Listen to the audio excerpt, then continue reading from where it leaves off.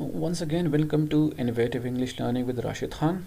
Please subscribe our channel for more videos about English grammar, creative writing and phonetics phonology. If you want to watch this video in Urdu, you can also play it from the playlist in Urdu or Hindi. Today we are going to talk about preposition. It is one of the most important as well as one of the most difficult part of speech, where students face many problems in using preposition. Now, why are preposition very much difficult? Because there are no hard and fast rules for using preposition, because they change with the preceding or the succeeding words, the words before them or after them, so the prepositions change with them. Now, what is a preposition? A preposition is used to link nouns or pronouns or phrases to other words in a sentence. Now, normally a preposition is used before a noun or pronoun or a phrase in order to link that noun or pronoun with the rest of the sentence or with the rest of the words in a sentence. Now, the word or a phrase that the preposition introduces is called the object of the preposition. The noun or a pronoun that comes after the preposition is called the object of the preposition. A preposition is used to indicate the temporal, spatial and logical relationship of its object to the rest of the sentence. Now, what is the purpose or the main aim of using a preposition? So the main purpose of using preposition is to show the temporal, time related to time, spatial related to space, or logical or grammatical relationship of its object to the rest of the sentence. The object, the noun or pronoun that comes after a preposition, so that is connected to the rest of the sentence through temporal, spatial or logical relationship. Now we have a list of common preposition. There are some adverbial particle as well, but most of them they are prepositions.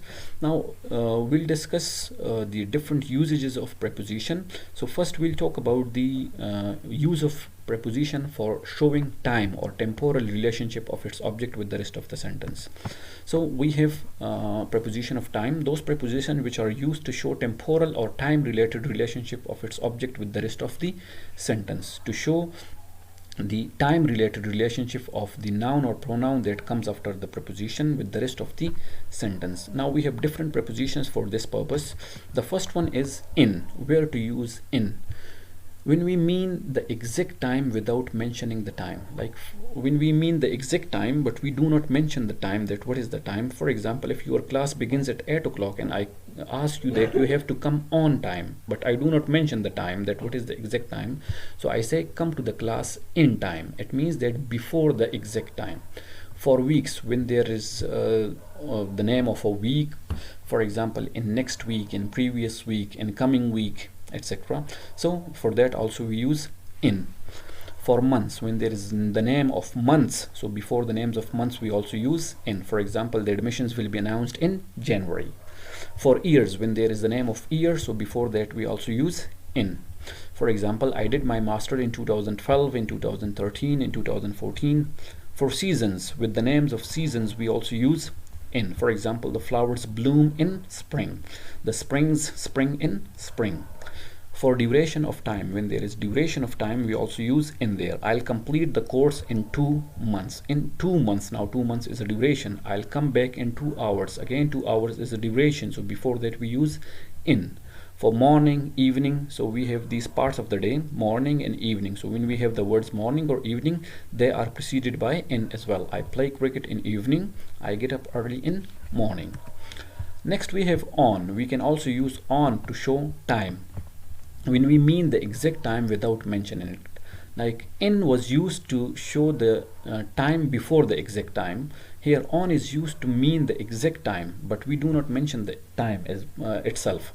Like come to the class on time, like when I mean the exact time of the beginning of the class, so I ask you that come to the class on time. For days, when we have names of days, so before the names of days we also use on. For example, I'll not come on Friday, she will meet me on Sunday. So Sunday and Friday, they are names of days, so before them we use on.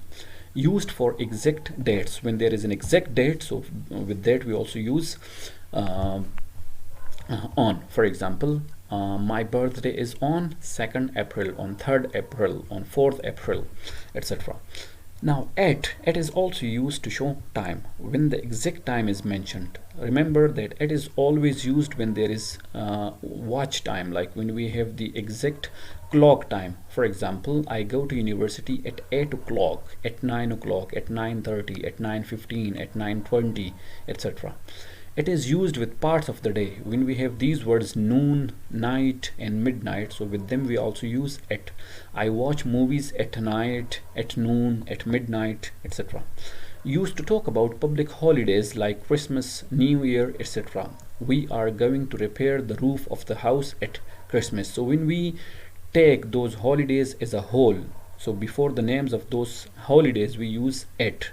But on is used when talking of one holiday, but when we take part of those holidays we use on rather than at. For example, I'll see you on first day of Eid. Now Eid has 3 days, so for all the 3 days we use at, but when I talk about one single day of the holidays of 3 days of Eid, so we use on. I'll see you on first day of Eid. We have two more prepositions which are used for showing time: since and for.